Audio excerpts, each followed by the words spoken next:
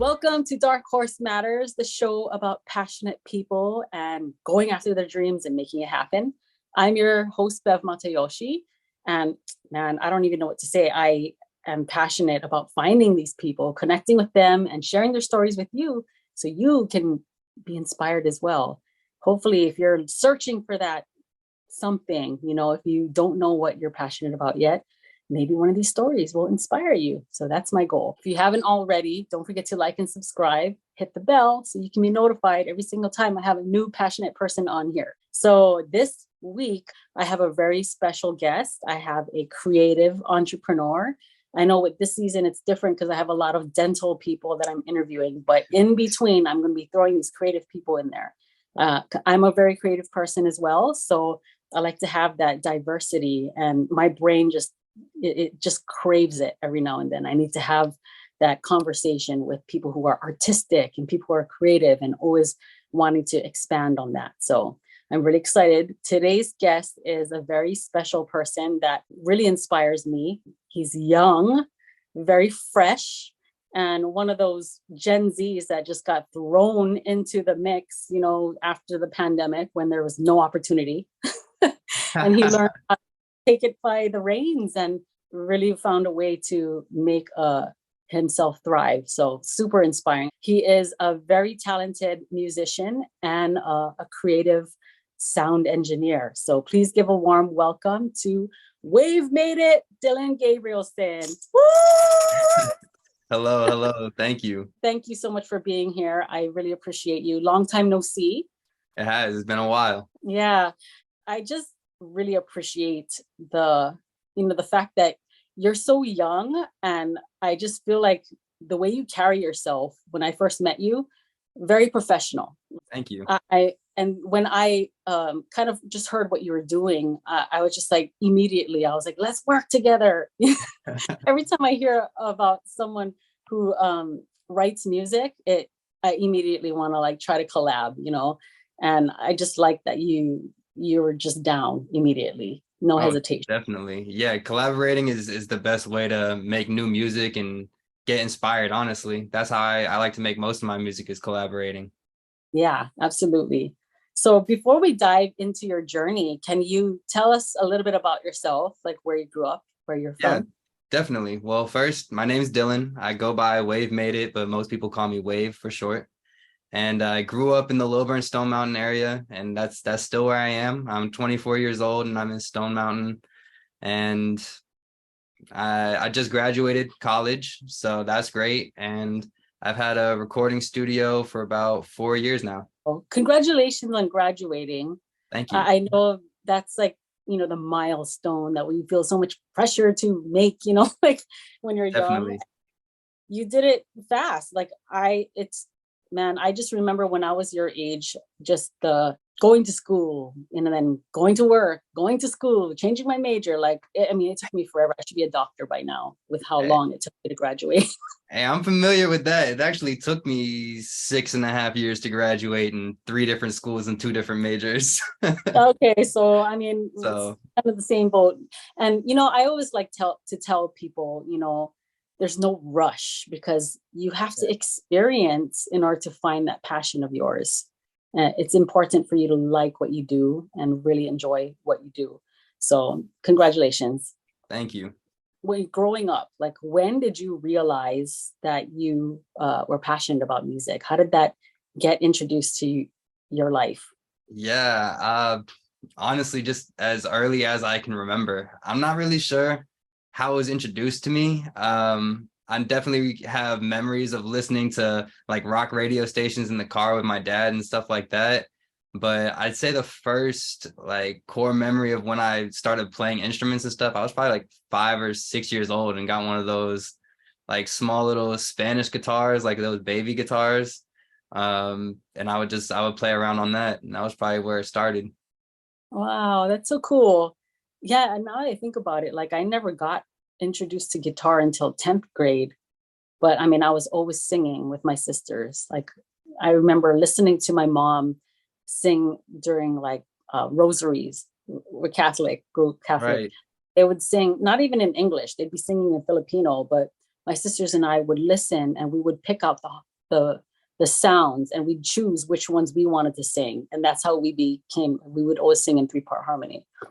Yeah, Awesome. Yeah, no, but it's very super cool. young too, very young age.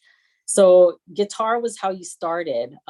Yeah. Did you start playing any other instruments, or is guitar your main jam? Guitar is definitely my main and still up there at my favorites, but I definitely played a lot of instruments along the way. I started with guitar, did lessons for guitar when I was about 9 years old.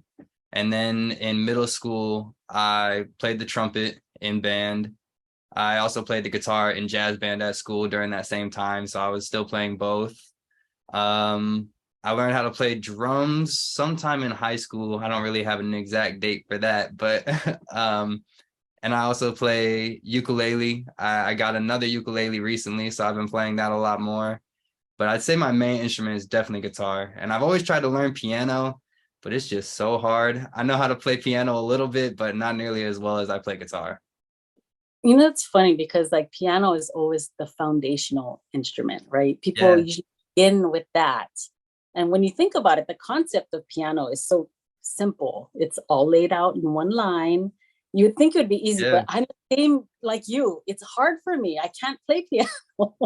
Yeah, understanding it is the easy part for piano. It's the finger dexterity that comes with it, and like the syncopation from playing with two different hands. Like that's the hard part on piano for me. Yeah. And it's funny because you think about playing guitar and syncopating like your voice with the guitar. I don't know. For Yeah, some reason, I don't even have to think about it. It just comes naturally to me. yeah, me too. And I think that's just because I played it at such a young age, and I didn't start trying to learn piano until high school, and it was definitely didn't come as easy to me as I felt guitar did. Yeah, me too. Me too. So tell us about your influences, like growing up, like what did your parents influence you? Like I'm sure you were forced Yeah. to Oh their music. yeah. Definitely growing up, I mean, my dad is huge into jam bands. So my dad likes like the Grateful Dead, but then I have a lot of memories of listening to, I think it was called like the Ethel Rock Station or something like that. And it would be a lot of Grateful Dead stuff like Cheap Trick, the Rolling Stones, just a lot of old bands. And I think moving up from there, like when I started picking out my own music and, have my own iPod and I'm downloading my own music, I was listening to really everything. I mean, I had like Fall Out Boy and The Story So Far, like other punk bands, but then even more and more rap music as well. So definitely a lot of influence from multiple genres. Okay. Yeah, I'm trying to think back. Like my mom made us listen to Kenny Rogers. Kenny Rogers. We had like the magic of ABBA. Yeah. The pop bands. I was just actually watching this documentary on Madonna. Yeah. She was definitely like my dad, he was a total nerd. I mean, he listened to like American band music. That's the kind of music he forced us to listen to.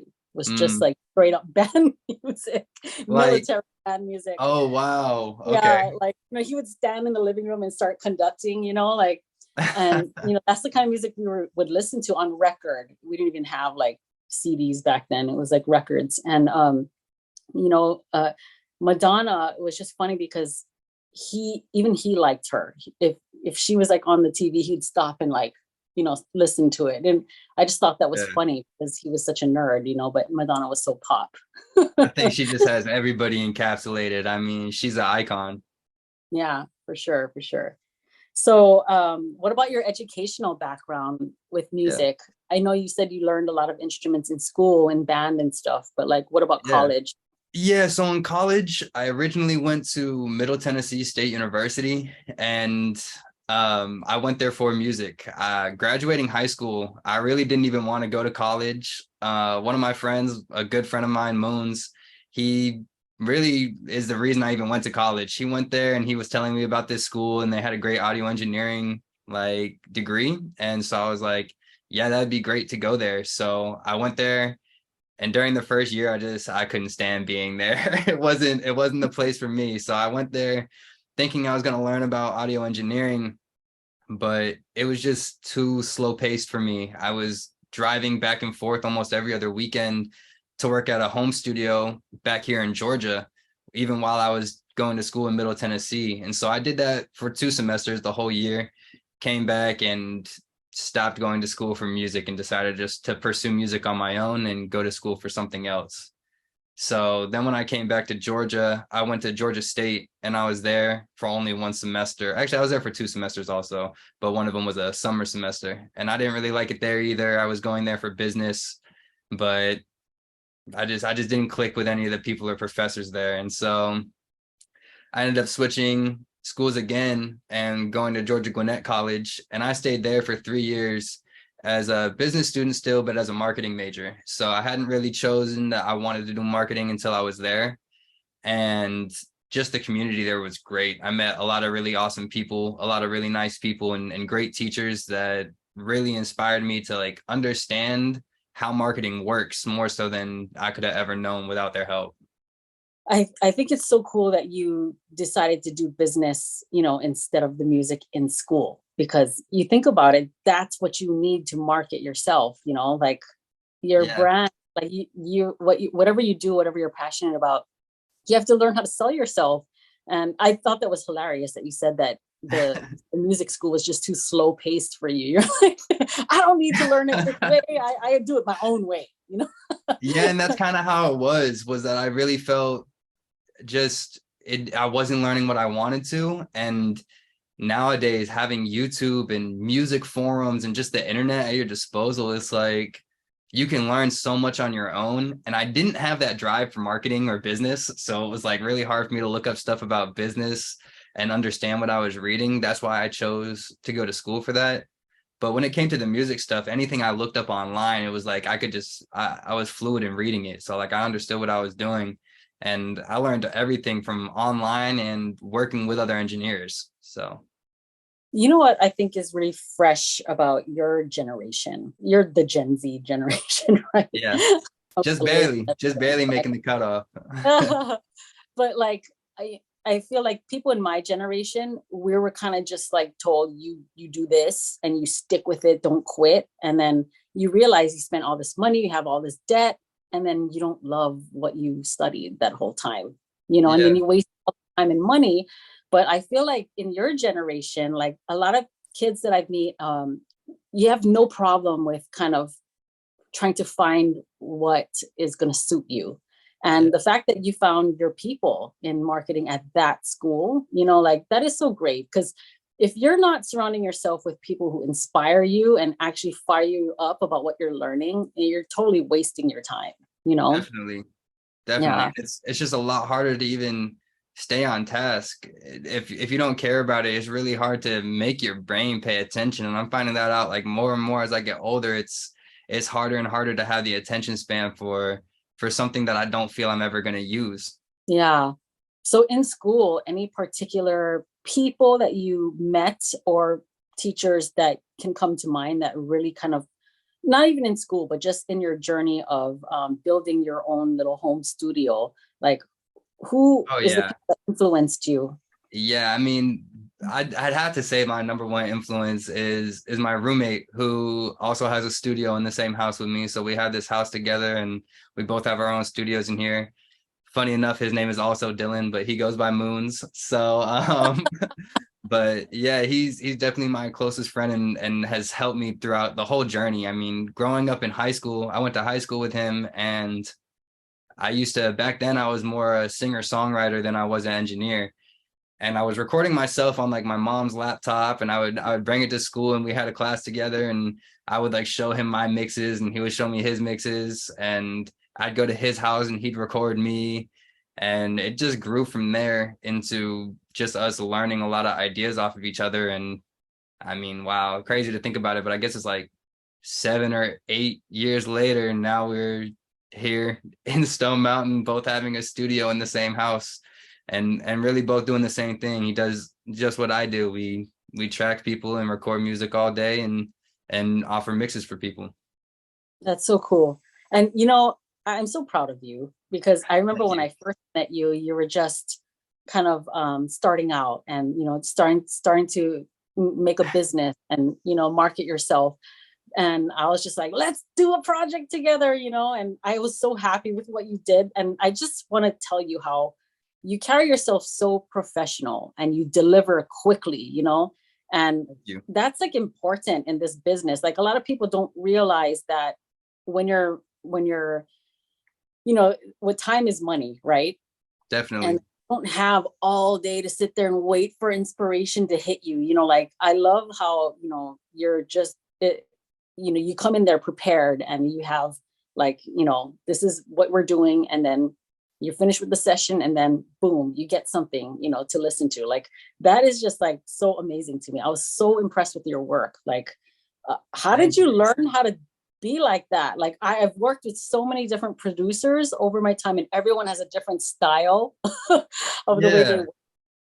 work. It's hard. I don't really know how to say how I learned it, but it's definitely something that I do try to brand myself as that. Like I really try to make sure people come to the studio, and it is supposed to be fun and I want them to have a good time, but it's also to get work done. And so when I'm sitting at this desk and I'm the engineer of the session, I'm trying to make sure that I'm helping people along. Like if a song's not working out for them and they're spending a lot of time on one song, I might tell them like, maybe move on to a different song and we'll come back to that one. Like maybe your voice isn't warmed up for that today, or maybe you're just not feeling this beat today.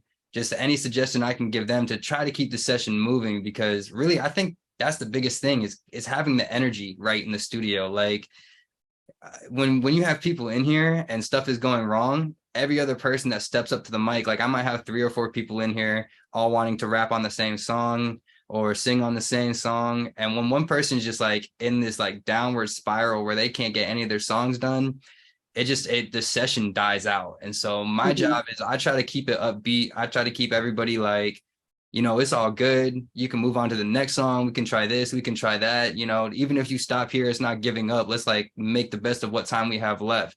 And so whenever you keep that energy up like that, I find people just get a better product, a better song, a better beat, whatever it is they were working on, because it's just about your mood. Like when you're in a better mood and you're feeling good and you're comfortable behind that mic, it's going to be good. Like you're going to create your art and actually be happy with what you make. And so that's really my end goal, is I want everybody to be happy with what they made and don't feel like they wasted time in the studio. So I always try to make sure someone comes in and leaves with something. Even if the song's only half done, I'll bounce it out with the rest of the beat on there. And it's like, you've got this to start with, and you can write to the rest of this. Yeah. Yeah. Yeah, that's really great. Like uh, how I know like you probably deal with all kinds of different personalities. Like how do Yeah. you deal with difficult people? Like I know you probably deal with that. And I've seen it in the studio with my, you know, my one of my best friends. He's a producer too. And, you know, and he's like one of those people that, I don't know, his gift is just calming people down, I guess, and just, you know, being that good vibe. And I don't know, I guess you're like that too, but how do Thank you you. deal with difficult people in the studio? Yeah. Yeah, that was definitely something I didn't learn. I mean, the first time you came to my studio, I definitely don't think I had learned that. I hadn't worked with that many clients back then that I knew what it was like when somebody was difficult. But now, I mean, I've had sessions where, clients are angry or a client is upset, whether it's at me or just a situation that had happened. Because a lot of times, when you're working with an artist, it's just a high level of passion. So, I Mhm. mean, sometimes if you come in here and like someone might hit me up same day for a session and be like, this happened today, I need to record a song about this right now. And if I have the opening, I let them come and record it. And that's usually when they're most passionate. So, I mean, someone could come in here and be really angry. And even if they're angry, I try to let them still some type of way, like harness that energy. And like, it's okay to be angry on a song that you want to have that angry emotion in. But when it comes to working, and I wouldn't maybe consider that a difficult client because that's kind of a specific situation.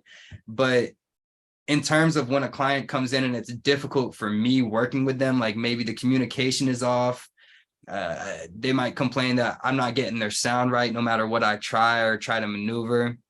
And so whenever I come across something like that, usually what I ask them is, have you been somewhere else where they had your sound right? And if you have a recording of a song that you thought sounded right, show me that and let's work off that. And usually I can base their sound, on my computer the way that it sounded before. And usually that helps. And if it's other than that, and they're just being difficult or they're a rude client, a lot of times if they're rude and they just think that they're all that, I'll just let them record. I can sit here and push buttons, and if they don't want my help, that's okay. I'm still gonna help them by making sure they sound right and making sure my job is done, and on their end they can do their thing, and on my end I do my thing. So it's like, Yeah. at the end of the day, if they're gonna be angry and they're gonna give out that kind of negativity, the session's already booked and they're already here, I'm gonna run it and I'm gonna make sure I do my job right. And that's pretty much how I deal with like a difficult session like that, no matter how many hours long it is. I mean, I might have an 8-hour session with a difficult client, and I'm just going to be sitting here pressing record and making sure everything sounds right. And that's what I'll do. I'll let them run the session at that point. They can tell me what to do, and I'll lean into it whatever way I can. Yeah, that's good. That's so great. And you're good at that. You're easy to talk to. You're easygoing. Like I don't see you like, I don't know, butting heads with people. Like it's easy to Yeah. I don't see you being I don't know, clashing with a whole lot Yeah. of people. Not typically. I typically like to, like, I'll tell them if there's something they're doing that I don't think sounds right or that I don't agree with as the style, I might mention something to them, but that's not to say what they're doing is wrong or to clash, because at the end of the day, that's really why I like to collaborate. And that's why I like recording people as much as I do recording myself, because when you record other people, you just learn so much more. It's like even just having a conversation, you hear how people think differently. When they record, every artist records different. I mean, some people punch in and out real quick. Some people like to record their whole song as one take. So it's a whole different experience when you're working with other clients, and you have to be able to adapt so that you can Mm, match their style and match their energy. yeah, absolutely. Can you kind of like tell us, how did your brand evolve? Like how did you come up with Wave? I mean, it's such a clever name, I think, for music. Thanks. Man, yeah, it must have been back in when I was at Middle Tennessee and I was with my roommate. We had a little beat crew back then, and I'm not even gonna disclose what that name was, but that beat crew didn't last probably about 6 or 7 months. So once we all came back to Georgia, because it was a group of my friends that all left Georgia and went to Middle Tennessee, we all came back, and pretty much me and my roommate stuck on the music path, and a lot of other people just didn't. And so when that time came, I wasn't branded with them anymore, and I really needed to brand for myself. And I had been going back and forth on names I wanted to call myself. Did I want to go with, like Dylan and change something up and make it sound like that? And I really wanted to separate my whole personal life almost from my music life and become a whole different artist. Like, actually, it was more of like labeling myself as an artist rather than labeling like whatever I put out doesn't have to exactly be Dylan. It can be whatever I Mhm. wanted to make my artist music be. And Yeah. so when I came up with Wave, I didn't even really come up with it. I mean, throughout high school, a lot of people called me like wavy. They were like, bro, you're so wavy, or like you just have this wavy vibe about you. And so that's where it stemmed from. And I just switched the Y and the V, and I just started calling myself Wave. Yeah. That's so cool. Yeah. And that's what it is. Music is a wave. It's a sound wave. And you have to be on that vibe to create something really good. Yeah.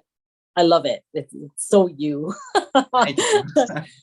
Yeah. So speaking of school, again, going back to school, did you have to deal with any, like, what are your struggles on, like, did you have to deal with anybody's attitudes toward studying? I always get a lot of heat from, I don't know, family, friends, sometimes, like, about music, like, how are you going to make money? Like, that was always like the question, especially my Yeah. mother. She would always be like, why don't you become a pharmacist? She'd recommendations like that. And I'd be like, but I want to be an artist, like, did you ever have to deal with that? Like, anybody giving you heat for following your passion, basically? I'll say, yeah. I mean, there was definitely people that gave me heat about it and were like, it's not going to happen. Make sure you have a plan B. I mean, that backup plan thing, I mean, that was just like beaten into me. Like, everybody says, have a backup plan, have a backup plan. But really, all the people that said to me was really teachers I didn't care about. So it was kind of like, some teachers were supportive and other teachers weren't. And But when it came to my personal life, my parents were always supportive of it. I think that growing up, they didn't know exactly what direction I was going to take. But when I was still finishing high school and I was already recording other artists and people were already wanting to pay me for my work, I think they kind of understood that that was the direction I was going to go, regardless of how I went to school. And so I think at the end of the day, I had a lot more support than I did people beating me down. And the people that did beat me down about it, it was just, a bunch of, random kids at school or random teachers at school. But like my roommate Moons always had my back, and he fully supported me going to school. He didn't finish school, but he was always like encouraging me when, I would come home from school and I was like, man, I'm so tired of going to school. I probably missed out on, I'd be at school sometimes from 8 o'clock in the morning, and my last class would end at 9 p.m. at night, and school was an hour and a half away. So I spent a good 12 hours of my day at school or driving Mhm. into and from. And so I'd be like, man, I missed out on a whole day of sessions today because I had to go to school. And he was like, yeah, but it's going to be worth it. He would encourage me. And like, he was like, I'm surprised you're staying with it, but I'm glad you are. So yeah, I think it was a big shock for a lot of people that I finished, but we made it. That's awesome. It's so important to have that ride or die in your life, Definitely. Like, I mean, when I was in college, it was my band. You know, Nice. sisters were in my band, so I had my family with me. But yeah, we had our drummer, my guitar player, like he was just like, I don't know. I always called him my guitar soulmate. Like when we would write songs together, it was just kind of like we didn't even have to talk, it would just Oh like yeah. kind of form together. And I just love those moments. Like, and when you have that moment, it's so magical, like you just have to like, the kind of songs that really stick because, they kind of just form out of thin air. They just fall out of your head, and I Yeah. had a moment like that in a really long time, and I need to make it happen. Yeah, just speaking on that, that is exactly like I couldn't have described it more perfect. That's exactly how it is anytime me and my roommate work on a project together.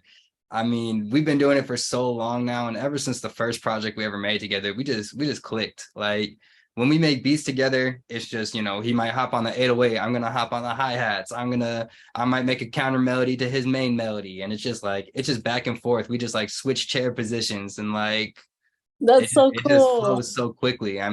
Even in college, when we would get bored we would like fall into a habit of which parts both of us did better. And so every time we made a beat, it'd be like, okay, I know he's got this and he knows I got that. But like we would get tired of that. So we would switch it up. We had like a bag that we put a bunch of different parts in. So we'd write on a piece of paper like main melody two, 808, hi-hat, snare, etc. And then like we put it into a bag and we would draw for parts, and we would make the beat based on whatever parts we drew. That's so cool. I love stuff like that. Yeah, Yeah. no, we definitely have fun with it. Yeah. I have a friend of mine. He's one of my songwriting partners.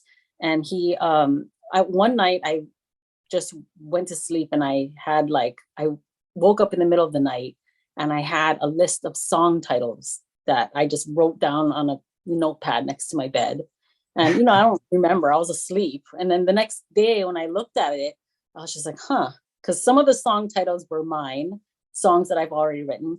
Some of them were his songs. And then there were some random song titles that had no songs attached to them. And I was telling him, hey, let's write songs to these songs that don't have music yet. So we kind of just Yeah. did. And now we have like a whole like list of songs that we wrote, and he would write his version of the same title, and I would write my version. And it's just kind Yeah. of cool to see how different, the perspectives are of the same song title. So fun. It's a fun game that we play. Yeah, Yeah, I no, love. it's good to keep it interesting like that. Yeah, absolutely. So what kind of projects are keeping you moving now? Like, because this is what you do for a living, right? This is how you're Yeah. paying rent, right? Yeah, this Like that. is this is my only income. I mean, that is just why I'm so proud of you, Dylan. Like Thank what you. you're doing, like right out, you just really took that opportunity and just went with it. And the fact that you are making money and living your life doing what you love, that is what I'm talking. This is the kind of stuff I'm talking about. Why I'm doing the show, like Yeah, that's just so definitely. awesome to me. Yeah, it was crazy how it came about. I remember when we first moved to this house and I built this studio, I didn't have any of these acoustic panels. I didn't have the mic setup I had now. I had like a $300 mic, a $300 interface, just like really cheap stuff, a computer I built myself. I made a little booth out of PVC pipe and moving blankets, and I like hung some. Remember? Yeah. Well, it upgraded. It upgraded from when you saw it. When you saw it, it was just a little square. I upgraded it I into like loved it. I thought it it was was creative. yeah, it turned into a 3 foot by 8 foot long room basically. And I wrapped they weren't exactly Christmas lights, but they were like these wires that had lights like attached to them, like tiny little bulbs.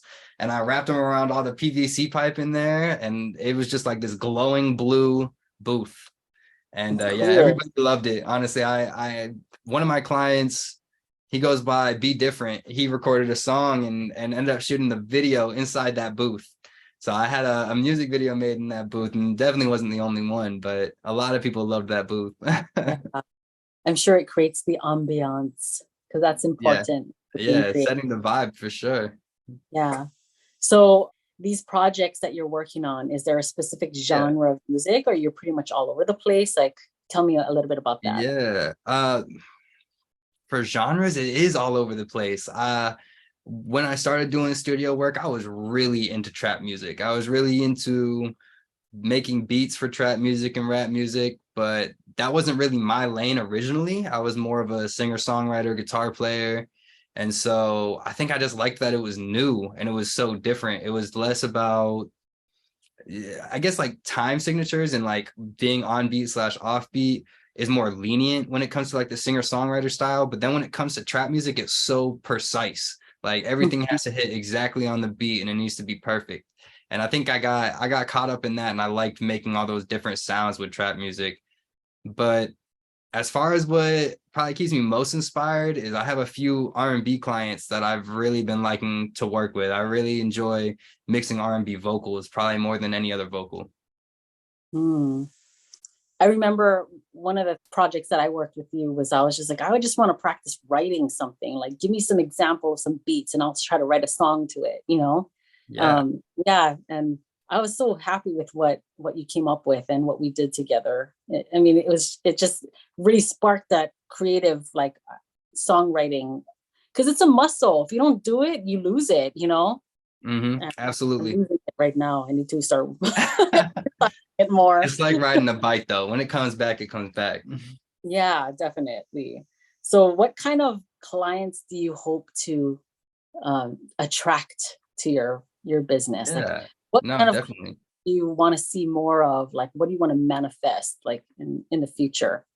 I'd really like to have more R&B clients for the most part. I do really like recording rap and trap music, and I probably would never want to stop recording that just because it's got a good place for me. I like the story in a lot of it, and more so the focus on lyricism, less than just Mm, like making sure it's a good melody. And I do like, pop music, but sometimes in pop music, it just gets to be the same story over and over again. And you're not like, you don't really get to know that artist. They just kind of, make a catchy hook or make a catchy mhm, verse. And that's why you like the song.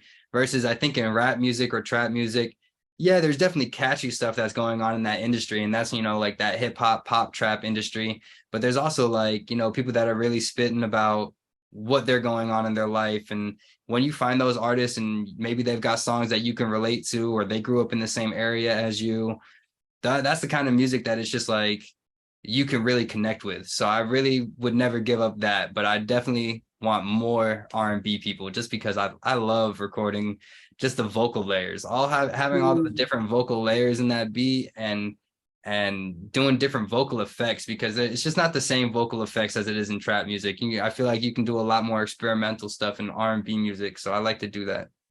Yeah, my sister is an R&B vocalist, and her gift is the background vocals.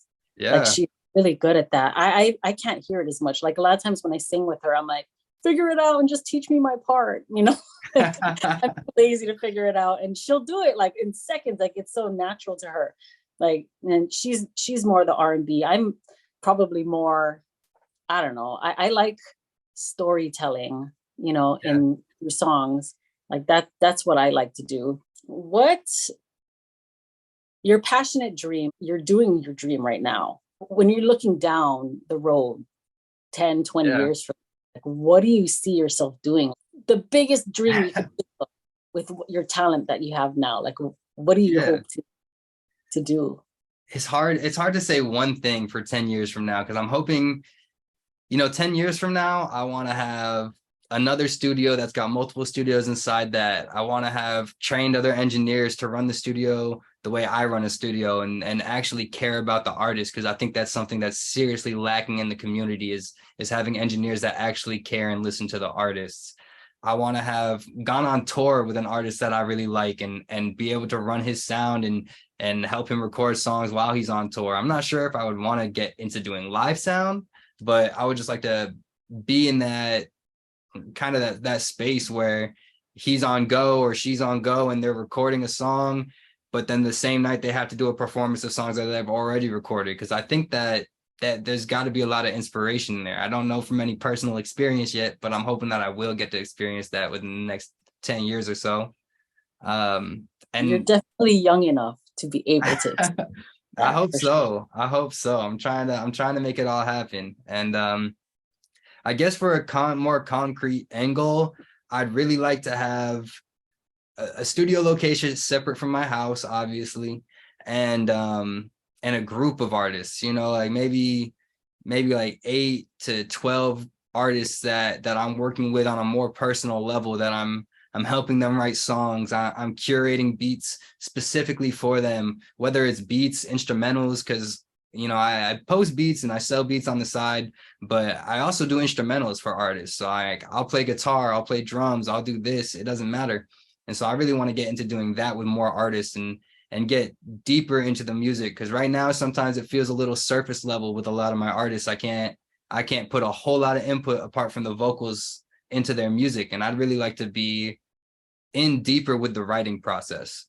Mm. So I'm hoping I could get a group of artists to really stick with me for a longer period of time, and work with me, and I work with them, and we can keep growing and growing. That's super exciting. I believe in you. Like, I can see you really, really going places because of your drive and your ambition, and the fact that you're already diving into it so early in life. Like, a lot of times people are so afraid to just take the leap, and you're Yeah. just doing it. And I'm so proud of you. Thank you. Thank you. What about your goal for this year specifically, Yeah. 2023? But I'm just obsessed with 2023. I feel like this year is like magical. It's only I February and it just has so much good energy. I think I feel that way at the beginning of every new year. I mean, in 2020, the first thing, the studio popped off in 2020. I mean, when that hit, it was just upgrade after upgrade for the studio, and that's what I was focused on. And then 2021 hit, and I was like, all right, the studio needs to get treated. So I was like, I treated the studio acoustic, got all the acoustic panels treated, and made sure everything was sounding right, upgraded the mics a couple times, switched everything up. And then in 2022, I spent the whole year trying to switch everything over from PC to Mac. And well, sadly, at the beginning of 2023, I returned a Mac Studio yesterday. I bought a Mac Studio, custom made it, really trying to go all out on Mac Damn. hardware, but it doesn't work the way you would expect it to work. So I ended up getting back to my PC setup, and now my big goal for this year is marketing. So I like your PC. It's yeah, it's sexy. You have a it sexy it PC. looks pretty good. Yeah. Oh my God. That's exciting. I have big dreams for you. Like, I can see you manifesting it already. And Thank you. anything I can do to help you, I will throw the vibes your way. Anybody I meet that I know that would benefit you at all, I definitely introduce for sure. I meet tons of people as well. Well, So thanks. I super appreciate that. And you definitely give off good energy to everybody else that you're talking to, I'm sure. So I know that they're going to come to my studio with good vibes if you send them. yeah. So how can people find you? You guys out there, you have to follow this food. He's Yeah. awesome.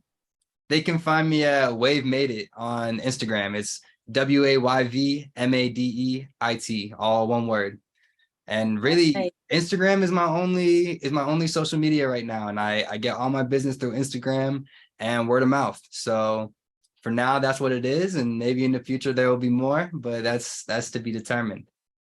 One more question, actually, before we end the interview is, do you do everything locally, like here in Georgia, or do you actually collaborate with people virtually as well? Oh yeah, no, definitely virtually. I do a lot in the Stone Mountain and Atlanta area as far as recording and tracking people, but my mixes and beats go all around the world. I mean, I have clients that are in Belgium. I got clients that are in Canada. I got trying to think of where else I have a client. I think Belgium really my biggest one. I got like 3 clients in Belgium for some reason, That's so but awesome. yeah, and so I'll work with anybody from any part of the world. So That's what I yeah, love about this digital era. Like, it's oh, just it's great. there's no limits at all. I love it. Yeah, no, it's Really definitely cool. great. Yeah. Well, thank you so much for being on the show. I really appreciate reconnecting with you, and we have to Yes, you as collaborate. well. We gotta do something together very soon. I'm having Yes, that creative itch. no, Needs let's to be. definitely do something. Yeah, absolutely. Don't forget, everybody, follow this guy. Wave made it. He's very talented. You will be super happy with it. Yeah, whatever he creates for you. And then thank you everybody for joining us on Dark Horse Matters, the show about passionate people. Like and subscribe, share with your friends, because you never know when inspiration will hit you and you will take off running, going after your dreams. So until next time, be passionate.